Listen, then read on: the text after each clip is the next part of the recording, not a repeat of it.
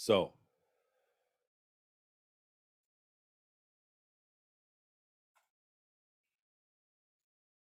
there's um, this is a thing with Java, right? A lot of the things that you guys have been used to for the last couple months is basically the like JavaScript, Python, languages like that, which are interpreted. They are doing the things that I'm doing for you, right? You don't have to worry about saying this variable is going to be a string, right? And it's always going to be a string. This variable is going to be an integer and it's always going to be an integer, right? I could make a variable in Python called name, set it to Tyler, and then somewhere in my code I could change it to a number, right? Java, you can't do that, right? Java is more rigid, more strict. So people may ask, well, why, right? Why do we worry about this? Why use Java at all, right? Why not just use Python? Why not just use JavaScript, right? It does this stuff for you. And the answer is it's much, much faster, right? If we actually go to the trouble of defining what our variable types are going to be, how long our arrays are going to be, Java is way faster than JavaScript, way faster than Python, because we set up all this stuff ourselves. Okay, so there's sort of trade-offs in terms of how easy it is to program in Java or in JavaScript, or how easy it is to program in Python. If you want speed, though, if you're worried about performance, then you kind of have to use something like Java or C++ or C, right? So in terms, the speed comparison is just Java blows Python out of the water. Okay, so these sort of more difficult, more involved, more, as Veronica said, more typing, right? More boilerplate. If you want the speed, if you want the performance, then we use a language like Java. Okay, so if you're feeling resistance, I get it. I feel it too, because my feeling was, well, shoot, we have Python. Why are we going all this trouble, right? But again, the trade-offs are we get performance, we lose performance if we have something like Python that does this for us. Okay, so arrays. So arrays in Java are fixed. So if we make an array, so if I create an array of ints, this is the syntax for creating an array of ints. I say int brackets. That tells me that the variable that I'm creating right now is a array of integers. So I'll call this int array. And I say new int. I can never remember the syntax, so I think this is right. 4. Okay. So int array is now an array that only has 4 items in it. I can only ever put 4 items in int array. So if I s out, oops, int array,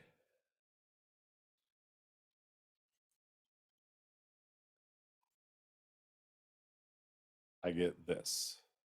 Okay. This Python has something similar to this. Does anybody know what this is?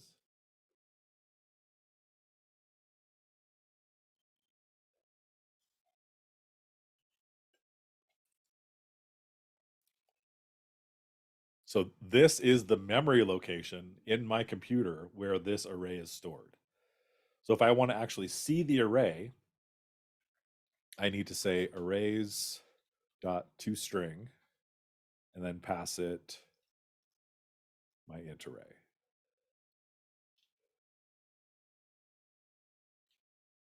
Okay, so now if I run that, oops. So by default, it's going to, if I don't specify what the array contains, then it will set all of the for integers, it'll set it to 0. So now if I want to add items to my int array, if I say int array square bracket 0 equals 42. Now int array 40. So I've put 42 in the first place. Int array 1 is, I don't know, 43.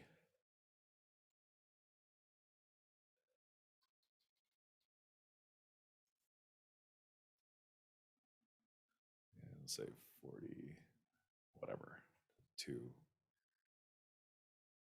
13.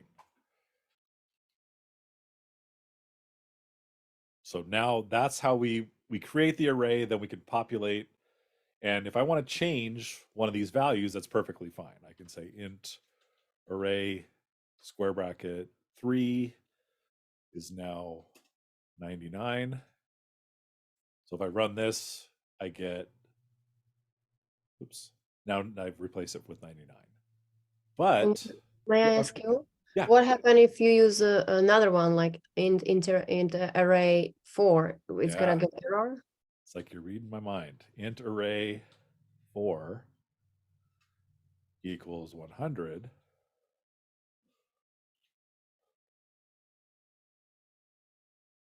I get an error. Array index out of bounds exception. So once you establish the array as having 4 items, it's fixed. It's set. There's nothing you can do. Int array will forever contain 4 items. If you try to add anything else, it breaks it. Okay. And if I want to change the integer number 1, it will change whatever number 1 I put as the last one, right? So if you want to, Okay. so if you want to change what's in index 1 from 43 to whatever.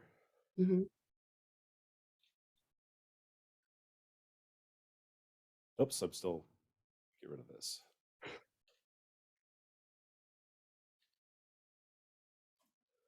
Yep. So it's mutable in that you can change the values that are assigned, but you can't change the length. The length is set forever and ever.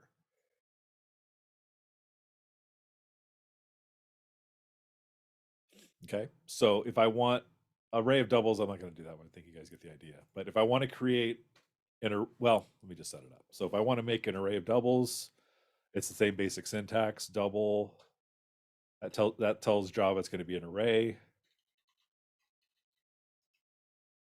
And the other way of establishing an array, we can basically define our array at the beginning. So 3.4, 4,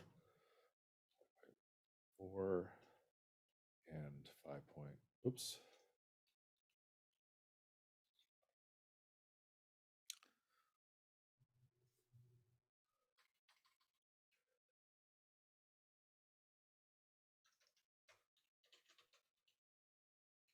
So this is the other way of initiating or creating an array. So if we don't know the values of our array when we first create it, we can use the new keyword. If we know what the array is going to contain, then we can establish the number of, or basically set up the array with the curly braces. The only issue is it's set at 3 items. There's no adding once it's set up. Okay. And finally, if we want to create an array of strings, it's the same syntax, but it's string. So you can't push, you can't pop. Can't push, pop. Nope. It's forever whatever you set it up as. So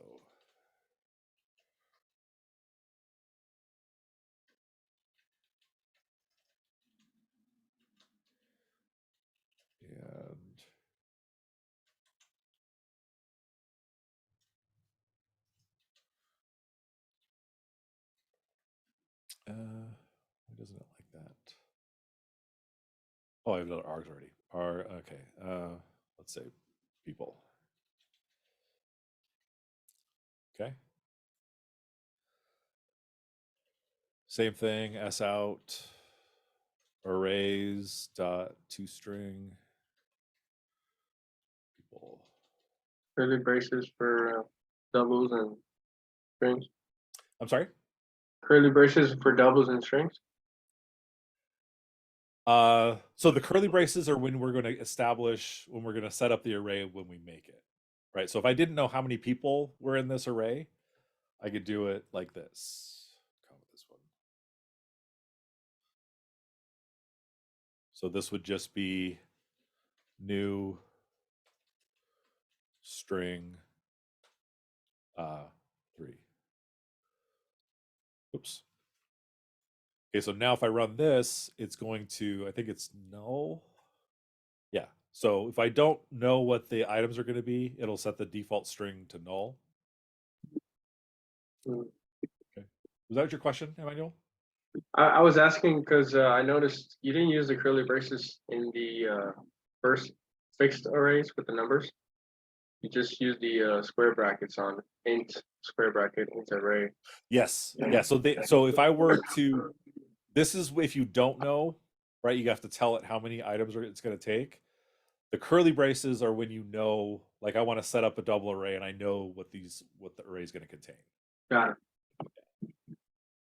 And same thing with the string. So if I know that I want to include Tyler, Stephanie, and Hamza in my people array, I can set it up this way. If I don't know, right, I would just make an array that set to null, and then once I come along and decide who people are, I could say people 0 equals Tyler.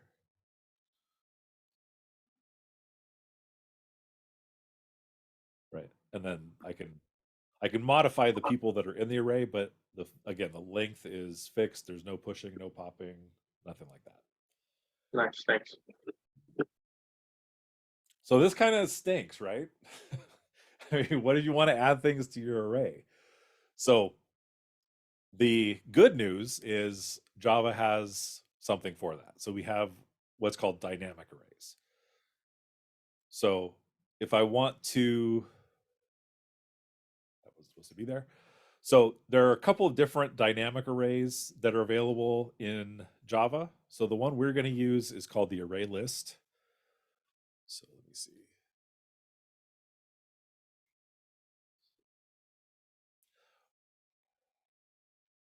So if I want to use an array list, I want to do the same thing. So if I want an array list of people, I'm going to say new, and then I say array list.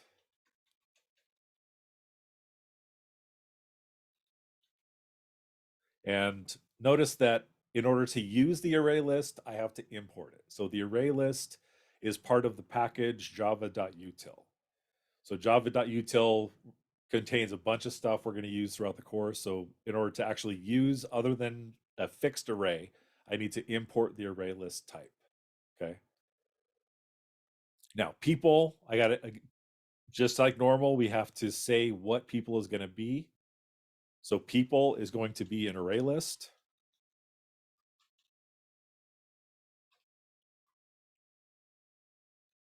And we have to specify what the array list is going to contain.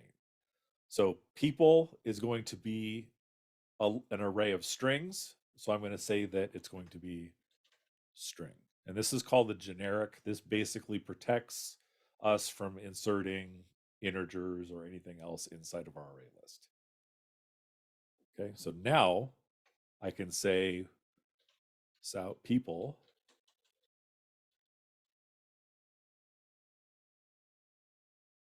and it gives me the empty array. And now we have all of the things we know and love about arrays. We can say people dot add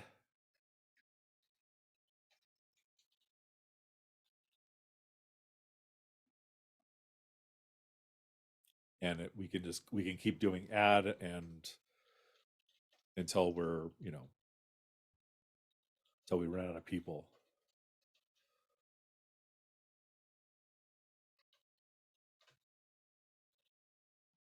Okay.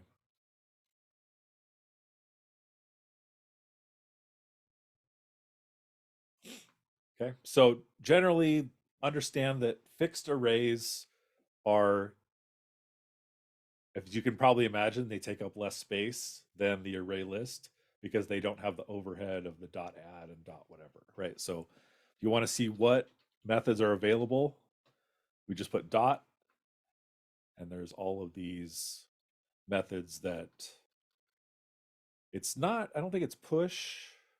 Yeah, it's add to add, and it's not pop. I think it's, oh, remove. So if we want to remove, so we have all these methods available that aren't available on a fixed array. Okay. Make sense? Yep. Mhm. Cool. All right. So that should be enough for you to get started on the assignments. I'll do whatever you guys want. If you want me to do a different assignment other than AlfredBot, if you want me to do one of the earlier assignments, my